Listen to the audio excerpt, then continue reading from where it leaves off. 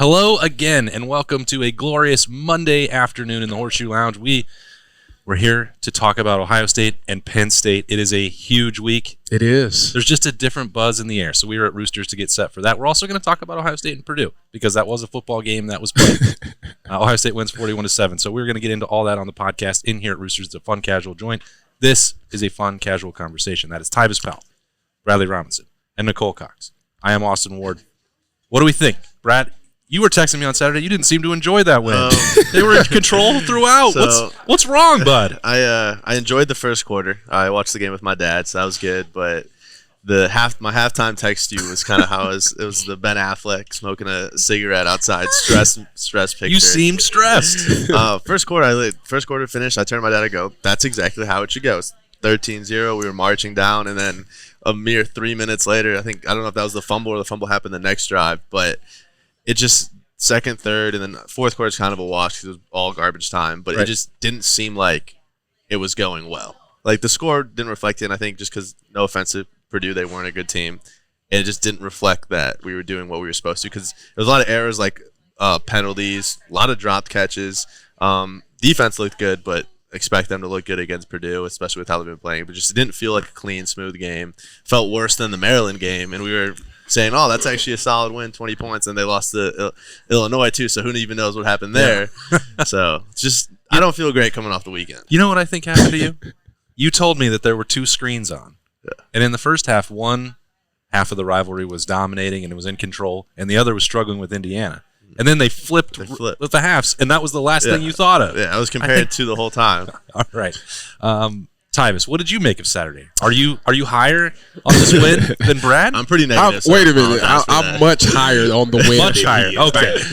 He makes some good arguments with what he's saying. It wasn't as dominant as the score reflects. There were things in that game that is a little concerning.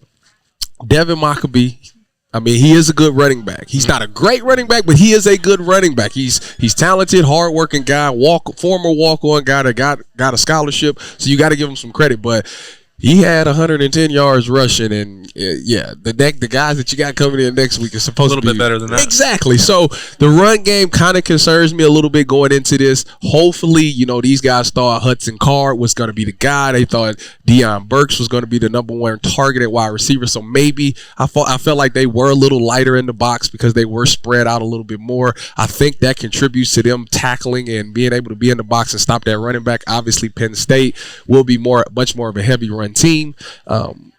As at the second half, I thought the defense kind of let off the gas a tad bit, and that it's natural when you go up like that to start getting lackadaisical on certain things. I thought some of the tackling was bad in the second half. Obviously, they ended up getting down the field a couple of times on that.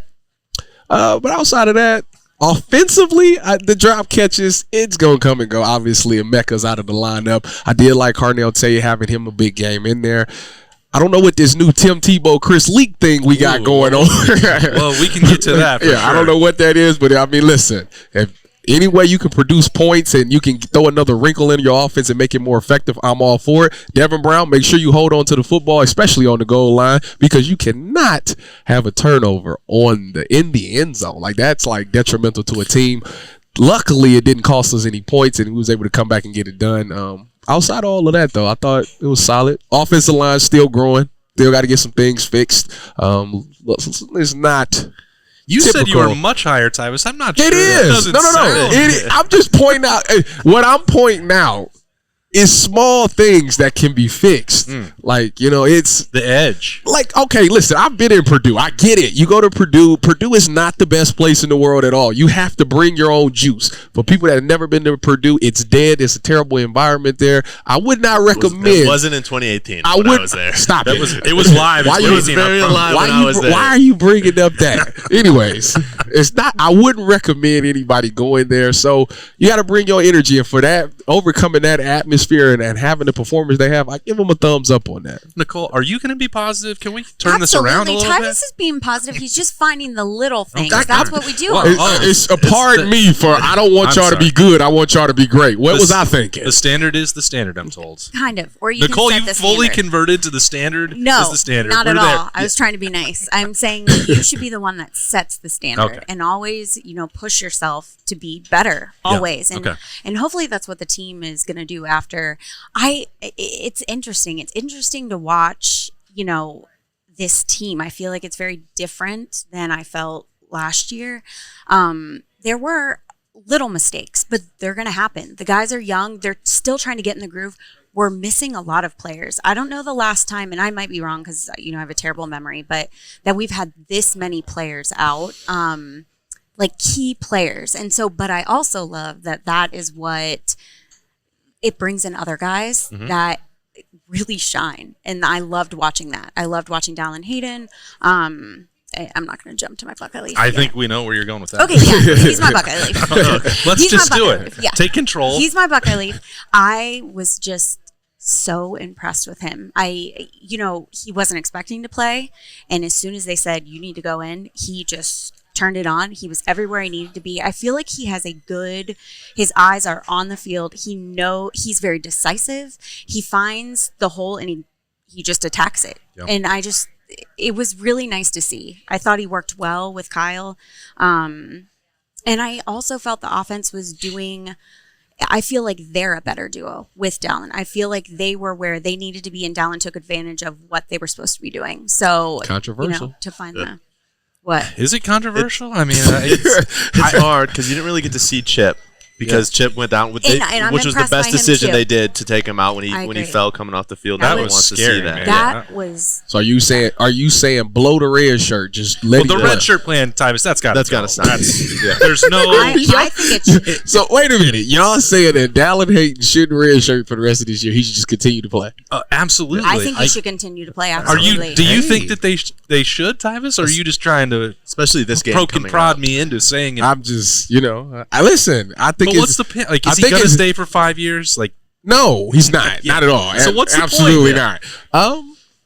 I don't know. It's interesting. It's an interesting situation because we've seen Dallen Hayden play in a handful of games, and every time he's come in, he's been a spark plug. Like that's just who he is. He comes in and he's a spark plug. But I don't know how is he as an every down back. Like, so do you think that goes away? If he say he gets put into the guys, Trey doesn't come back yet. Do you think it goes away because he's not that change of pace? So let me give you an example. Last year, I got to switch pace here. I got to go take you to the NFL. Last year, Tony Pollard was the spark plug for the Dallas Cowboys, and everybody's like, we need to move on from Zeke and go straight to Tony Pollard. And this year, Tony Pollard, he's okay, but it's not the same thing as he was last year. So I'm saying, if you saying Dallen Hayden come in to be an every down back and just kick Chip and Travion to 2 and 3.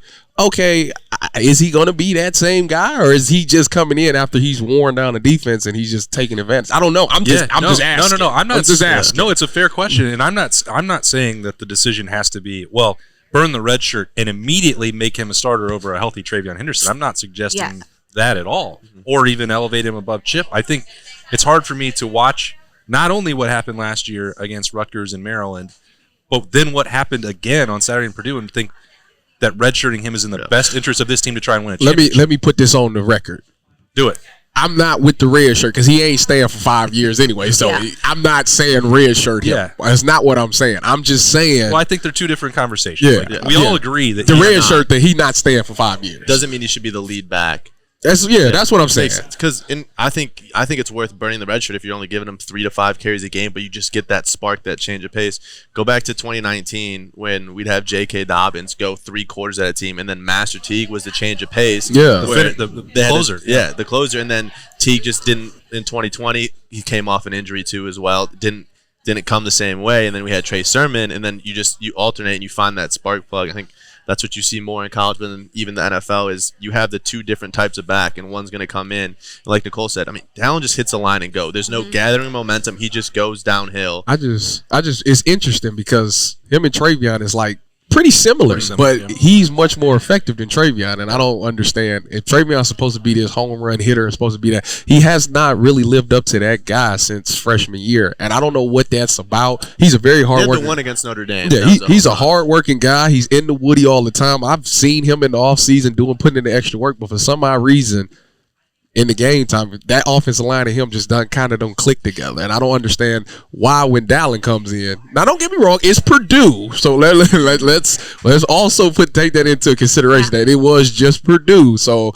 maybe that could be the reason. It's a team effort, and I just see that so much from each game I've watched this season. It's just that it really takes the entire team for them to be where they're supposed to be, doing their job. And the other team, too, like you're saying, I mean, they were weak in some areas, which made other players on our team shine because the competition wasn't as hard. So, and I think the other part that you mentioned, Tyvis, like, do we know that Dallen could be the every down back? No, but that's probably why I'm so confused by the redshirt plan, because you had opportunities to figure that out previously. I mean, Mayan was banged up in training camp and hasn't played all that much anyway, working back in. You know, Chip, we know what he can do, and I think there's a ton of value to the versatility that he provides. Travion, you already have a decent amount of body of work to look at and evaluate and say, well, this is what you can definitely get. It's like, why did you wait until week 6 and you were forced to do it to find out if Dallen could? Like, there may have been 2 or 3 weeks where you could have said, well, you know what, this may, when they were evaluating everything and saying, well, offensive line, scheme, teaching, fundamentals, personnel, like, the running backs have to be part of that conversation too, and that was the one thing that they didn't try until Saturday. I mean, it's definitely a cause of concern for sure, because you got work on you. It's not like Dallen Hayden is some freshman that you don't know about. Like, you got to watch him last year and you seen him be productive in games. So I don't understand coming into the season. I guess you wanted to, just in case, I guess you wanted to redshirt him because you have 3 running backs. You got Mayan, Travion, and you got Chip, all of them who's pretty old and probably heading off to the draft after this season. So you wanted to make sure you had the extra year on Dallen just in case he needed it. But at the end of the day, you got to do what you got to do to win games. And I think if he's going to be a spark plug that can come in there and help you win games. At the end of the day, it's all about winning the championship, and you need to have as many weapons as possible. And if he comes in and it's 5 or 6 carries, but them 5 or 6 carries is explosive, you need that. I don't know why would you be opposed to that. So, yeah, the red shirt thing, I'm not with that either. To build off of that, because I think the running back conversations are just now getting started, because I don't think it's that easy of who's going to go to the draft next year, because both mine and Trey have been banged up. Usually, who knows if they'll miss more games or not, but usually you don't go in after a banged up year, especially at the running back position, because there's a whole bunch going on in the NFL with that right now in contracts. But it almost seems like they're approaching the Dallen situation of we're trying to get him this extra year. One, because in today's world with NIL and the one-time transfer, you want to keep guys. It seems like they're almost worried of guys leaving and transferring, because you do have 4 starting backs is how I view it, or at least from what we've seen, like, they have the potential to be good starting backs. So you want to keep it all, and you want to keep it in for the next couple of years because you recruited for that and you're worried about NIL and the transfer portal. But I think at the end of the day, you can't go in thinking about that and think about, we want to make sure we have him next year, because he's not going to stay all 5 years anyways. So you might as well just focus on the one thing that matters now, like Tyvis said, which is winning. So then throw the red shirt, thinking about, we need to make him happy so he doesn't transfer and do different things. Not saying that's what anything is. It's just that seems to be in college football in general right now, is if people aren't happy, they leave. So now teams are going to try to avoid that. And that's a fair argument. I mean, very fair. And one of the, points to that as well, Brad, is like, it's easier than ever to replace those guys if you leave. So you want to give up your seat at the Ohio State table.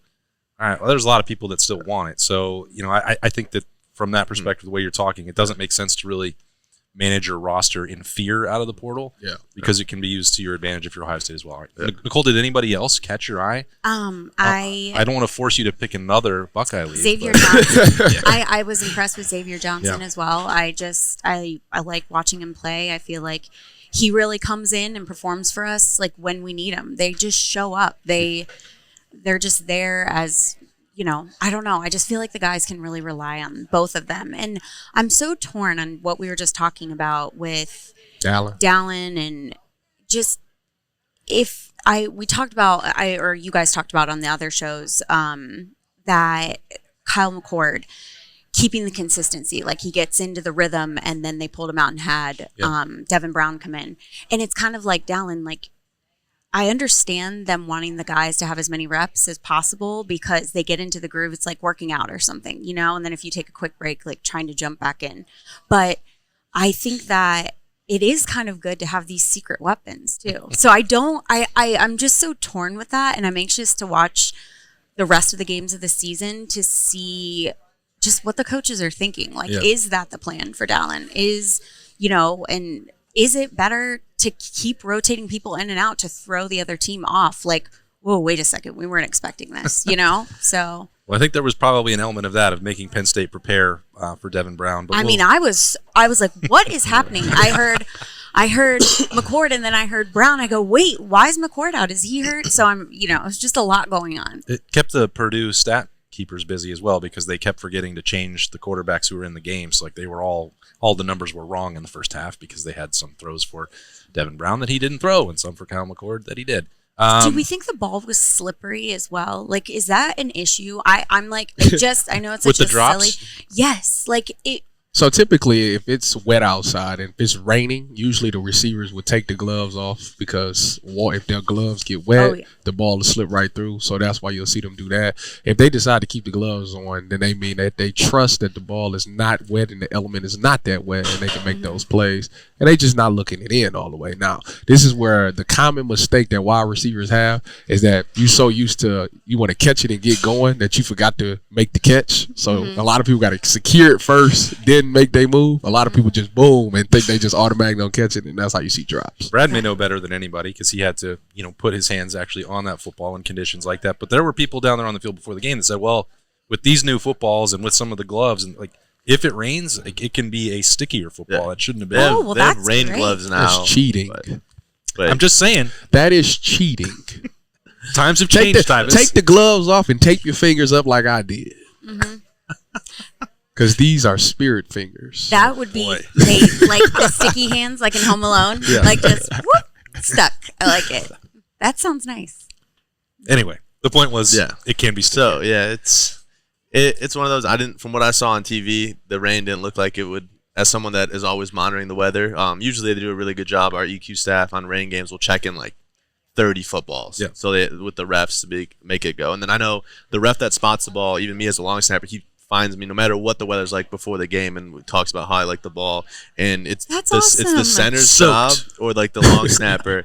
Like it came up in the Michigan State game where they punted, ball rolled around, they repunted, and the punter ended up dropping the ball because it was soaked because it had just been rolling around. The snappers at that point, you tell the ref to change the ball out, especially it's easier on a punt plane because it's a stoppage of time almost. Where if you're in an offensive series, it's not the same. But with everything they have technology-wise and towels, they're usually on top of it, where it didn't look like it was an excuse.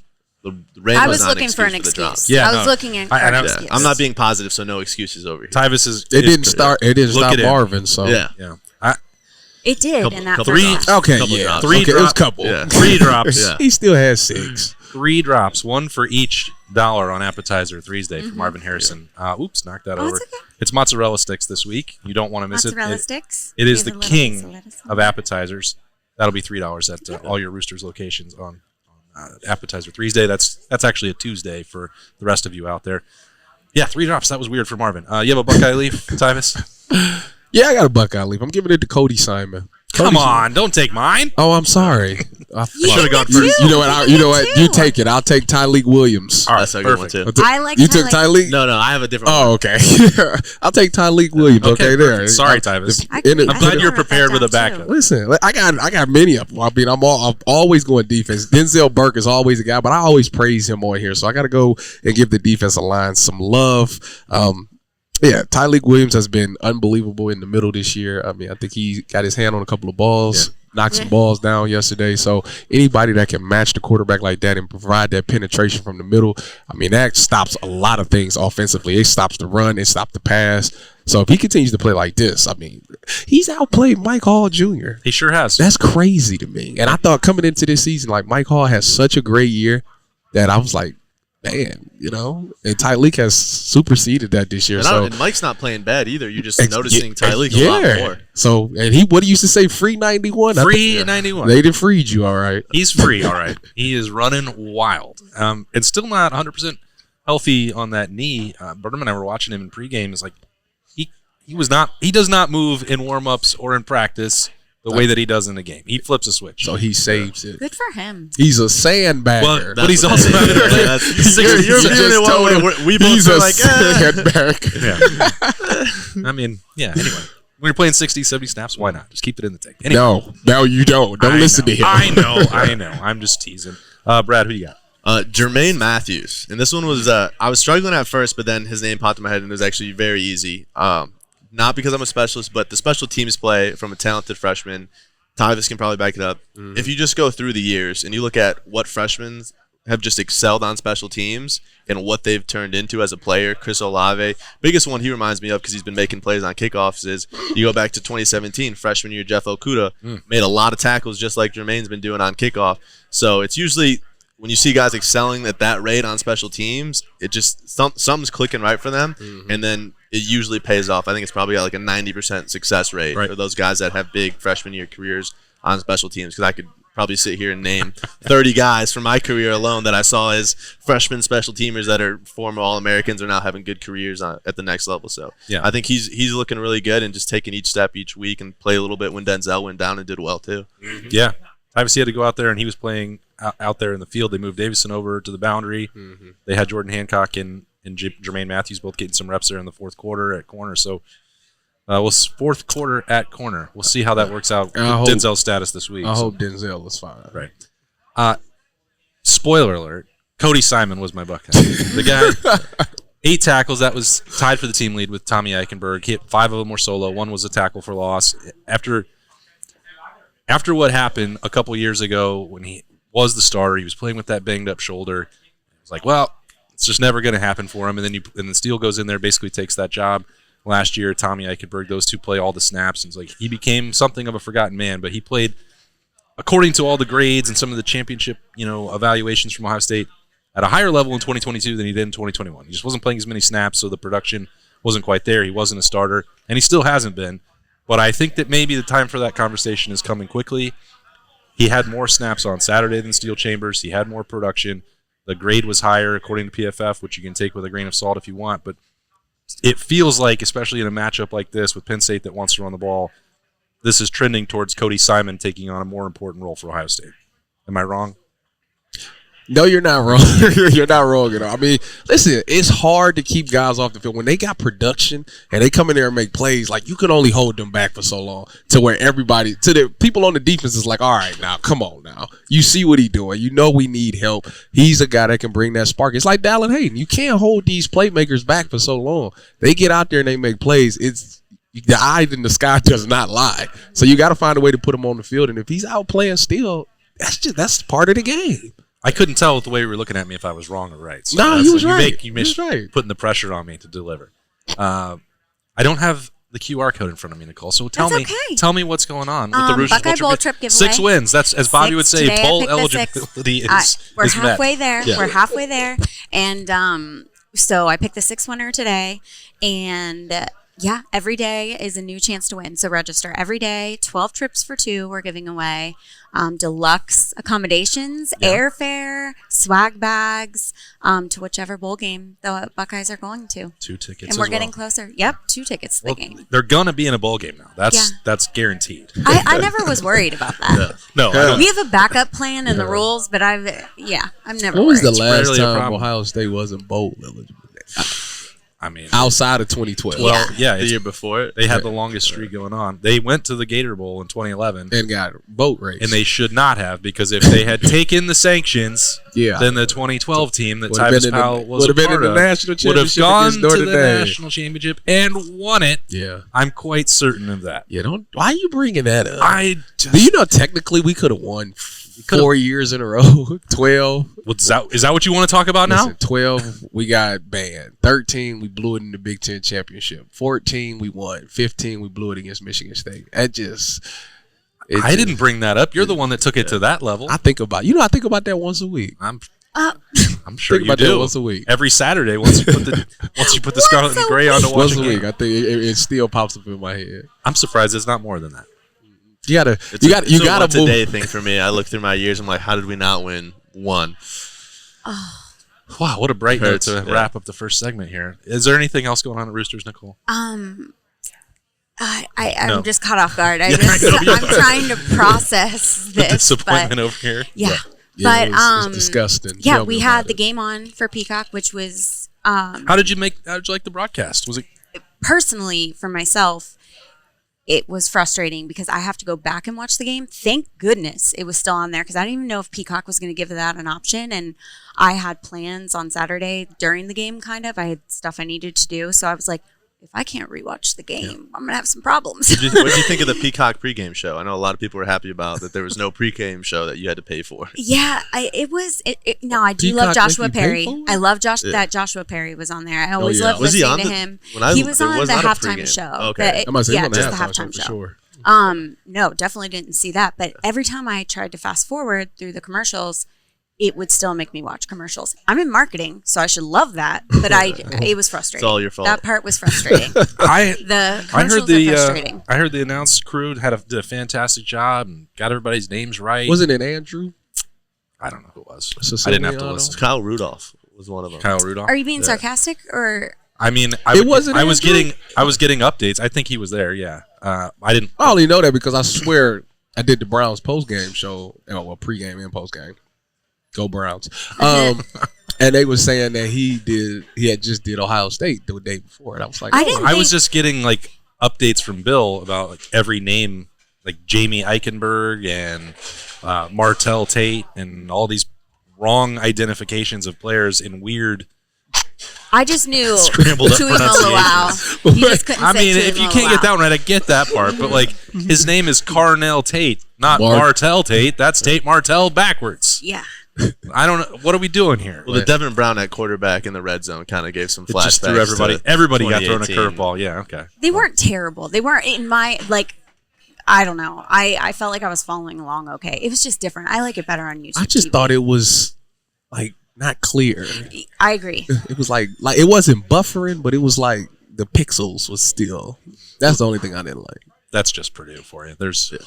This is why the Buckeyes don't belong on Peacock. You guys, That's you know also who true. else gets a Buckeye leaf? Who? I don't know if you saw you were at the game, so you probably didn't, but it was a blackout. There was just one guy with a red jersey in the middle of this big black blob of people and just one red jersey, and he's just standing there so proud. I was like, he deserves a Buckeye leaf. Well, he's the only one that was happy at the end of the game. There was a lot more scarlet and gray in the rest of that stadium. I can tell There you. was a lot in Yeah. this, but in that particular section, it was hysterical, and he just was as proud as can be. I loved it. What's the score going to be on Saturday, Nicole? So I picked 35-21 Ohio State. 35-21 Ohio State. Mm-hmm. Okay. Was that your first one, or did you scratch Nope, it out that's a couple times? that's a final. That's a not final. a good sign. She scratched it out every other week. Nope. Oh, that's just confident. That means that she's already I feel got. pretty good about it. She's got Roosters going down as a game day set. I'm sure of that. She's already taken care I of. hope we're feeding the day before, so we'll okay. see. Well, that's good. They'll have leftovers, like everybody. You got to take some to go. Yeah. Saturday morning. Yes. All right. And the game, of course, will be on at Roosters Saturday at noon. If you can't be in the stadium in the Horseshoe, it's going to be an awesome atmosphere, awesome weekend. Can't wait for that. Nicole's got the Buckeyes winning by 14. We're going to take a quick break. We're going to be right back in here in Roosters at the Horseshoe Lounge. It's a fun, casual joint. Roosters has been so fortunate. We just want to be able to give some of that back to the community. They donate to organizations that are near and dear to their heart, and we're so fortunate to have been with Roosters now for a long time. They will always go above and beyond to help support our foundation to further help veterans. It's just a wonderful feeling to know that Roosters supports the Buckeye Cruise for Cancer. All the folks at Roosters are just genuinely kind folks, and they want to make a difference. Thank you, Roosters Foundation. Thank you, Roosters. Thank you, Roosters. Thank you, Roosters Foundation. Welcome back into the Horseshoe Lounge at Roosters. Berm has arrived, and he's got a Buckeye leaf pick that maybe it won't be a jinx for whoever he selects this time. Yeah, I'm rescinding the Jaden Felding one from a week ago. You cannot do that. It's on the record. Can't you can't do take that. it away. Can't do I've it. already done it. No. It's already been done. You cannot rescind them. You I can sent him a message. You can say you made a mistake. No, he was fine a week ago. He's not fine on Saturday. Whatever. It's weird at Purdue. We know that. It's sort of a game where I thought Ohio State had a few players obviously stood out. I'm sure you guys mentioned Dallen Hayden. I mean, that's an obvious one. I think for a kid who carried the ball one time in the season opener and hasn't been on the field since, to come into the game when I think he knew he was going to play on Saturday. I don't think he knew he was going to play that amount on Saturday because he probably thought he'll get the third quarter reps that Evan Pryor got. And to come in and be mentally ready where he was. I mean, the kid's a pro. Like, his father's a professional running back. His dad played in the NFL. Like, you know that this kid understands how to prepare and be ready. And I think that's a huge part of why he's so good. I think that Xavier Johnson being put into the position where he was now playing basically two positions on Saturday when Chip gets hurt. He's playing wide receiver in a Mecca spot, and he's the backup running back. I mean, I think you have You're guys just like, taking all of Nicole's notes. Yeah, it's true though, and it shows how damned insightful she is. Do you have a name that hasn't been mentioned for us, or no? Yeah. It's not taking away from one. Jack Sawyer. There we go, a new one. I was going to go there. Jack has been a whipping boy for some folks all year, and I don't think that it's fair necessarily because I know he's not being asked to just pin his ears back and go get the quarterback, but he's asked to be out there in a contained role and set the edge and do all the little things that people think looks like he's not being productive because his job is to set the edge and make sure the defense has. Let me ask you about that. Sure. At what point do you just be a football player? I mean, at what point do you get your ass benched because you're not doing what your coach asked you Well, to do? this is an interesting conversation. I thought about this. This has it really kind of has something to do with this. So when I was at Ohio State and we played Minnesota. It was either Minnesota or Rutgers. I think it was Minnesota. This was in 2014, the year we won it all. The 93-yard JT Barrett run that took 14 minutes. Okay, then it wasn't that year then. Maybe you only played Minnesota once, on the road, so. Okay, then maybe it was Rutgers. It doesn't matter. The point of the story is they told me that I had this tight end all game. So I'm standing next to Joey Bosa on the line. I'm basically playing stand-up DN. And I always thought you should play more defensive end. I did too. You know, funny story. When I was 10 years old, I decided to play football, Muni League football. Was defensive MVP because I played defense end. So, anyways, I got that's in my bag. But anyways, that's not just another Larry Johnson. Has nothing to do with this. What could have been? Exactly. If I would have put on some more weight, come on now. Joey Bosa. It's not too late. It's not too late. Anyways, let me get back to the story. I'm trying to envision you being coached by Mike Vrabel as a defensive end in 2012. Mike did coach me because he was teaching me how to do blitzes off the edge. No wonder you were so good at it. I know, right? I was very effective. Actually, listen, since you want to go there, I'm just saying. Every time I blitz, outside of 2013 in Penn State, I got flipped on my head. Outside of that, every time I blitz, it ended in an interception or a big hit. I said you were good at it. But anyways, let me get back. Let me get back to where I was going with this. You're a little defensive over there. I'm trying to get back to Jack Sawyer here. You've taken me on a freaking thing. Anyways, the winding Jersey. Jersey? Journey. Now we're all rattled. You were thinking about Rutgers. Yeah. You were thinking about Rutgers. Can I tell the story? Yes, you can. Thank Sorry. you. My job was to check the tight end, okay? And they was running like this boot, right? And I knew it was play action. If I would have just went and it would have been an easy sack. My first career sack, my only career sack. But I had to stand there and this tight end wouldn't move. Like I'm just standing here looking, guarding the guy that's not doing anything. And I regret it to this day. I say all that to say I regret it to this day. Jack, you can keep contained and get after the quarterback as well. As long as the ball never gets outside of you, you kept contained. So at some point, you could be a football player. I think the question is, how far up the field do you get? No, I'm not telling you to get past the quarterback. You better not do that. It's the number one rule. Don't go past the quarterback. Yeah, I think it's easier to just stay where you're supposed to be. And Jack Sawyer's done a good job of that. On Saturday, he was able to put a little bit of an extra on the tape from a pass rush perspective. Got home, had 1.5 sacks, had a pretty good game. I just think that him and JT Tuimoloau in general have played a much better season than their numbers would indicate, and I was glad to see them able to actually record a sack on the same day. They teamed up for one sack too, and that was good to see. That's what we all envisioned you'd see JT, 3 years ago when they signed. He put that spin move on someone again. He's done it like 3 times this year, and it's all worked 3 times every time. So I don't know if it's just like, okay, you get one shot. Just don't spin the wrong way though, and then it's over. Yeah. Well, he's pretty good at it. He's a pretty remarkable athlete. So I think that defensive line, I know that early in the show you're talking about the amount of running yards they gave up to Maccabi. I think Purdue did a really nice job of running at a point when Ohio State was totally expecting the pass. Like the end of the first half, for example, they're at their own 40-yard line, and then they get down to the 1 by running the ball 3 times. You're like, well, that's weird. But I said that. I said that it was they spaced it out. Situational. They also took advantage of the fact that JT Tuimoloau was not on the field. That's very true. Yeah. What a coincidence. Generally speaking, on Saturday when we did snap judgments, I was a little like. He was pretty fired up. He was feeling like Brad. Yeah, I had a feeling Berman and me were on the same you wavelength were. there. You 100% were. I mentioned it on this morning's podcast daily with Bill. I don't care if you take your foot off the gas. Like it's 34-7, you want to get your starters out, fine, but then take them out. And then, but what happened on Saturday was not that the foot was off the gas. It was the foot was off the gas, and then the steering wheels all over the road. And like that's absurd to say. Was it? Did you see? It's 41-7. A steering wheel. No, what you talking about? Fly out the window. What you talking about is Colorado. That's I'm talking off the gas and then going out of place. That's a car that's always that way. I'm 100% with Berm here. Oh my because goodness! It just got undisciplined. Purdue, for some reason, decided to keep putting their kicker Yeah. out there after he was obviously a mental wreck. They put him out there. Purdue had 3 missed field goals in a decently makeable range. And they had a kid come out of the stands in jeans and hit a 40-yarder. So I'm just saying, that's 9 points left on the board from a pretty bad offense. Okay, so playing Penn State 16 to 41. Oh my goodness! But a good team, what were we thinking? a good team. Those aren't going to just be field goals every time. At that point, you're talking 27-16 against Purdue. I mean, like, is that where you want to be? Yeah. I'm just saying.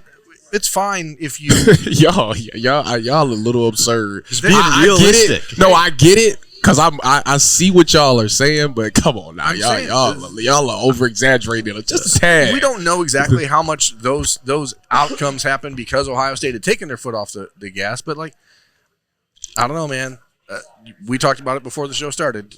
This is a national championship you're chasing. Yes, Michigan's putting their backups in and running play action at the goal line with 2 minutes to go to score on fourth down from the 12 against Indiana, right, to win 52-7. Like, I want dominance, and I just not seeing it. And I think that Ohio State, like, this is the first game all year where you come out, you score twice in a row.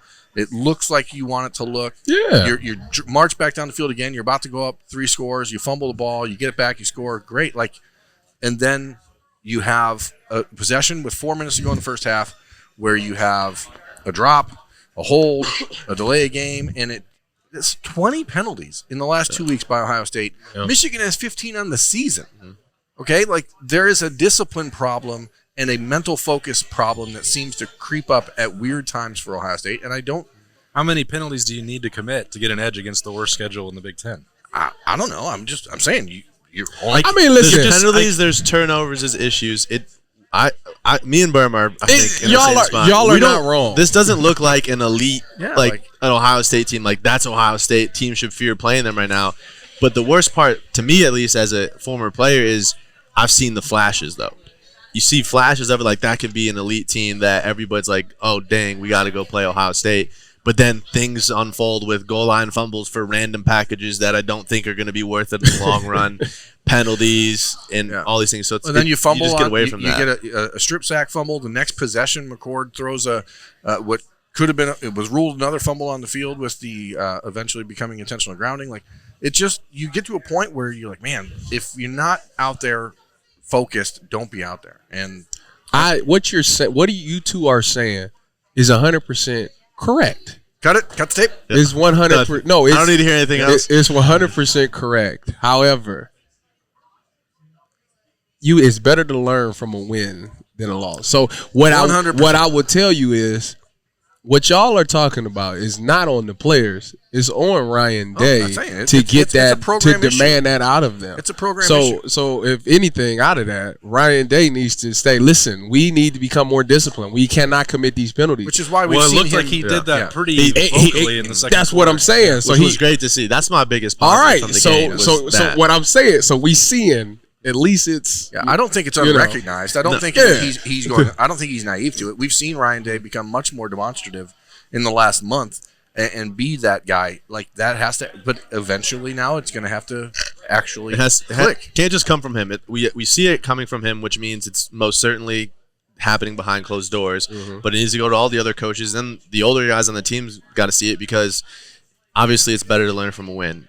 But if you look at last year. I don't think we ever learned enough from wins throughout last season, and it hurt us when it mattered most.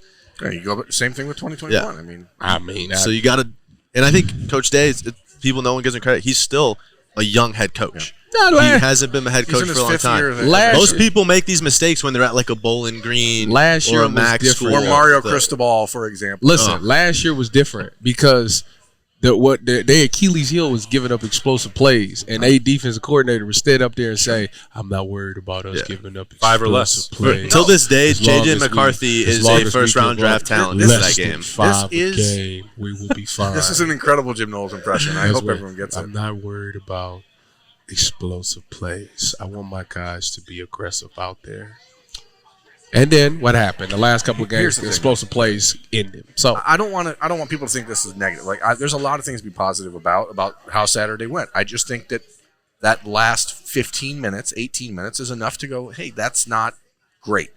I thought Kyle McCord. what was the score at that time? It was 34-7. The score doesn't matter. It No. should have been 56. Listen, I understand what y'all are saying, but I when you get up like that, I'm not gonna lie. I done played in the game. When you get up, like, you do kind of I be said like it this morning. So it was 30. It was You 30. look out the window, see the rain. It was 34. I ain't gotta be that locked in no more. It was 34-0. The Buckeyes had just forced another punt. The defense was walking off the field, and 2 starters were like, "That's it, game's over."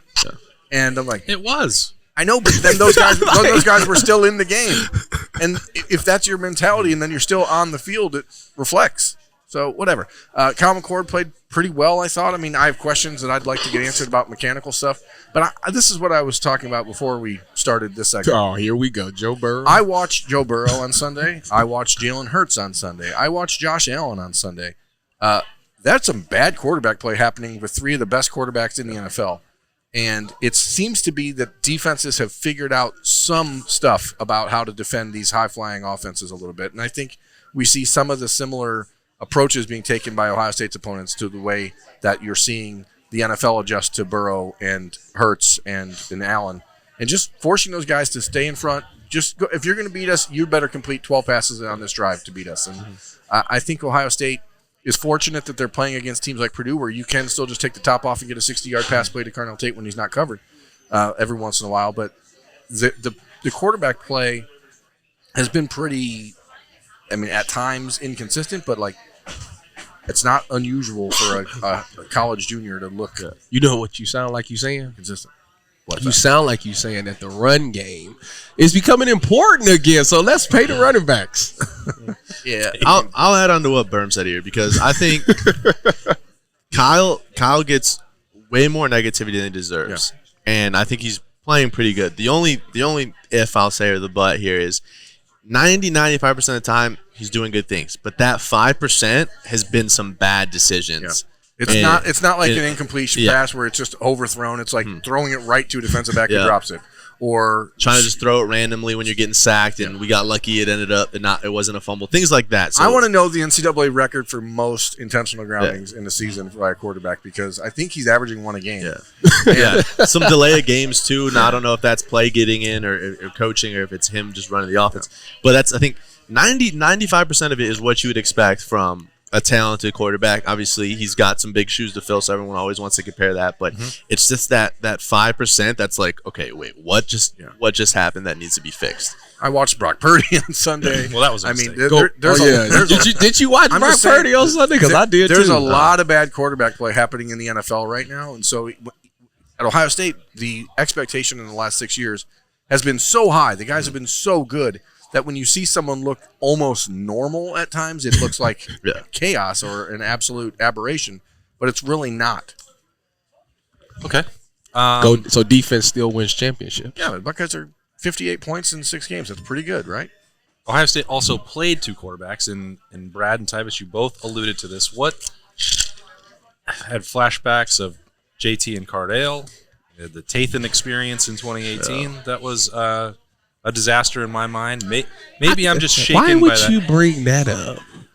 Because I'm saying because it was at Purdue. I don't like. Was that at Purdue? That's when we started it, I think. I don't like the idea of playing 2.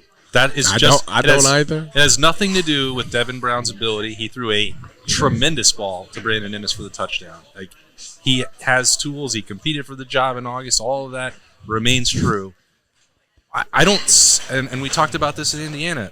If they want to run the quarterback, I think Kyle McCord is capable of doing that. I don't think the drop between athleticism is this major thing. Nothing against Devin, but he's not a Justin Fields runner. Or that he doesn't have that I agree. And Tyvis, where it's such a big change. Tyvis, you took it all the way back to Tebow and Leak. That's exactly what it is. But neither one of these guys are Tebow. I mean, that's what they're trying to make him. This is the difference between Devin and Kyle as far as a running standpoint goes.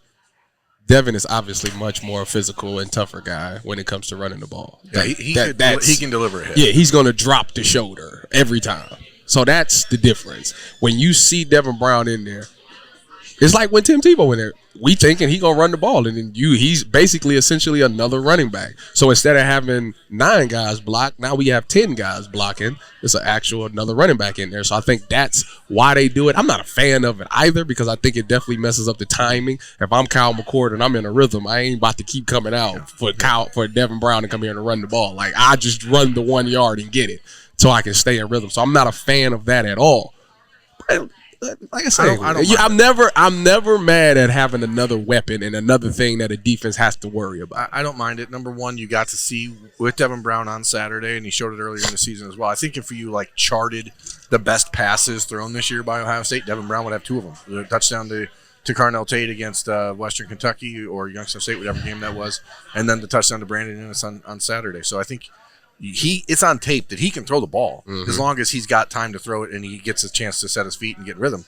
I think the problem with Devin Brown is that sometimes he doesn't do that and then just throws it anyway, and then you have what should have been a pick six going 100 yards the other way, play before the fumble. Play before the fumble. So those were 2 turnover plays in a row by Devin Brown. And that's what you can't have. Kyle McCord had a really nice read option, picked up 9 yards, got the 1 yard on. He can run. Yeah, but you're right. I mean, Devin Brown's a sledgehammer, and Kyle is not. And so if you're going to put it out there, then at least you have to have the threat that he's going to be able to drop back and throw the ball, which Devin can do better than Tebow did in 2006 for sure as a freshman. But it's weird. I mean, my biggest concern is what you said. You have a young quarterback who's finally trying to get into a rhythm of the game, and then you take him off the field. I don't love that. Especially in the red zone. Yeah, is what that's bothers the me. confidence zone. Yeah, it would be very frustrating. And like I said, me knowing Cardale, I know how. Do you know Cardale? Yeah, every now and then we chit chat every now and again. Yeah, I just look at it as all right. So say you get down inside the 10-yard line, it's first down. All right, you take Kyle off, you just let an 80-yard drive. Devin gets no gain on first down.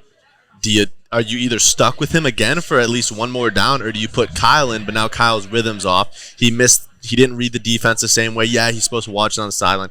He doesn't have that same feel of that he's had the whole drive. Yeah. So then now you can throw 2 incompletions, and next thing you know, you're settling for a field goal, which would just make Burns Day because Jaden's going back out there.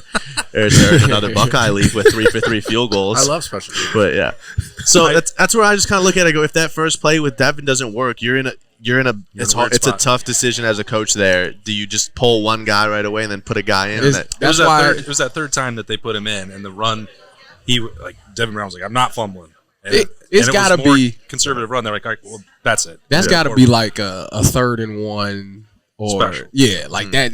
There's no way that you just gonna continuously do that, because if he gets it, great. Get out, Kyle. Come on. Yeah. But if he doesn't get it, we either punting or kicking the field goal anyways. I think it looks worse because they did it on back-to-back drives. You got the touchdown. Stop it! Don't do that. It was 3 straight possessions. So. I think the third one they did it because they wanted him to go back out there after the fumble. You had to tell him, hey, we believe in you. I get it, but it was 3 straight. But I get the first one. The first one I wasn't mad by seeing it. I was like, okay. And then he scored a touchdown. I was like, okay, cool wrinkle. Then the fact that they went right back to it right away. Okay, now you're just trying to do too much, and letting him throw. Yeah, I get why, because you want to put it on tape, but let him throw on a 3rd and 1 at the 40-yard line where there's less going on, and it just don't have it be. Because you want to have that wrinkle, but you don't want it to be a predictable one. With one tight end running a route and nobody else running a route. and it's not even your starting tight end in your star wide receiver, so it's... And you're throwing it 25 yards across. All right. Positive thoughts, Bern. We're going to be positive to finish out the negativity show is really ramped up. Wait a minute. What if that one tight end is caged over? Who's? It wasn't. It was Scott. Hold on. He's on pace to break single season tight end record. Hell, is it? Wait a minute, not break the record, but beat Jeff Hireman, which is like 700 yards. He's going to break every tight end record. Well, you sure hope. He's now. How many yards he got on this season? Like 4 or something, 450 or something. If he don't get with Brock Bowers now out for the next 4 to 6 weeks, like Cade Stover's in position to potentially really be in contention for the Mackey. Yeah. So and he's blocking like it. He's a receiver like it. Definitely looking for him. I'll tell you that. I mean, I'd love to see it. Two touchdowns on Saturday to get ready for Penn State. So is all this negativity going to carry over? I think Cade's in line for a really big game against Penn State. The way that Manny Diaz coordinates Manny Diaz has him figured out. I'm about to say Manny Diaz came out and said he got this. He had Miami figured out too. A lot of blitzing, a lot of pressure up front. I think Cade, Kyle will have to be on his P's and Q's, but there's going to be an opening for Cade Stover. I think Cade Stover and running backs in the pass game, especially if Emeka's still out. You got to get if Trey. I think Trey will be healthy. I think he could have played this past week easily. But you wanted him for this game. But just quick. We should run our offense like the other two powerhouses in the Big Ten East, where their quarterbacks don't throw further than 10 yards, and they get great stats from it. And just get it out quick.